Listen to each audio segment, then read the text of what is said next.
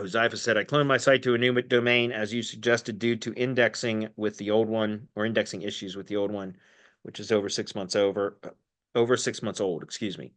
However, now the new domain still has the old brand name and the details, logo mentions, etc. Should I update those right away? Yeah, I mean, I would. Or will that trigger Google to sandbox the site if they notice the changes? No, no, no. No, I would change those. And by the way, is the new site indexed yet? I mean, because if it's not indexed, then just make the changes. It's no big deal. And so to be clear, sometimes I assume that people understand best practices. Perhaps I shouldn't assume. But if you're going to clone a site and put it on a new domain and have both sites to be indexed, yes, you're going to want to change the brand name, right? And the mentions and things like that. You're going to want to change it to where it's not a duplicate of the other site. Just because, again, you don't want that to compete with the other site. They're going to be competing anyways, but not for the same brand and everything else. That can cause problems too. But you say, I've heard you say that if a new site makes quick changes, Google can figure out that they are SEOs and sandbox the site. No, that's not what I said.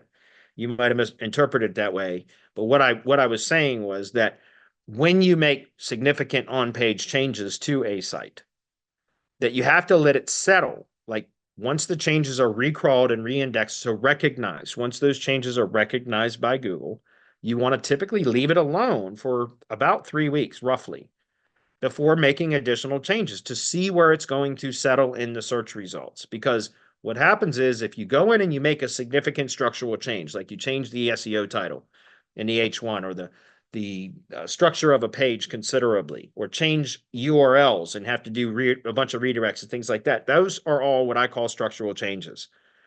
And so when you then submit them to Google's Search Console for reindexing, right? Inspect URL, test URL, submit for indexing, or you send it through an indexing service or whatever. Basically, once Google is aware of those changes, it's going to create volatility. It's like dropping a rock into a pond or a lake.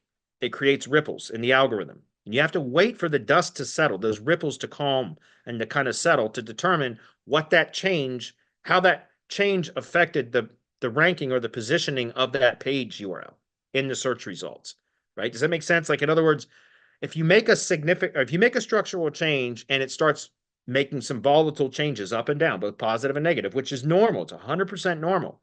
And then you freak out because you're seeing, like, one day you wake up and you're SERP watching, which a lot of SEOs do, right? They make a change and then every single day they monitor. And I learned a long time ago not to do that, right? Give it some time, make a change and let it go for 3 weeks-ish and see where it is in 3 weeks from that change. And then if it's positive, great. If it's negative, then you go back in and you change something else, or you change it back to its original state and then change something else. Because now you know that if you put it back to its original state, it theoretically should come back to where it was prior to the previous change. Does that make sense?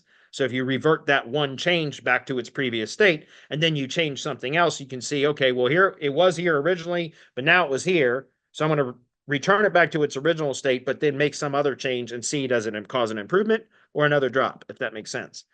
So that's what I was saying. It's not about new sites making too many changes. New sites are typically going to make changes, guys, because they're new. You know what I mean? So what I was saying was when you do make changes on stuff, that you want to give it some time for it to allow the algorithm to kind of settle from, it kind of freaks out. Like it doesn't know what to do with the data, and it has to kind of work its way through the system for it to settle in where it's like what I always call its final resting position, right? From that particular change. And then you can make adjustments based upon that data. That's what I was saying. All right. But yes, you want to change the branding and everything else on the cloned site when you install it on a new domain.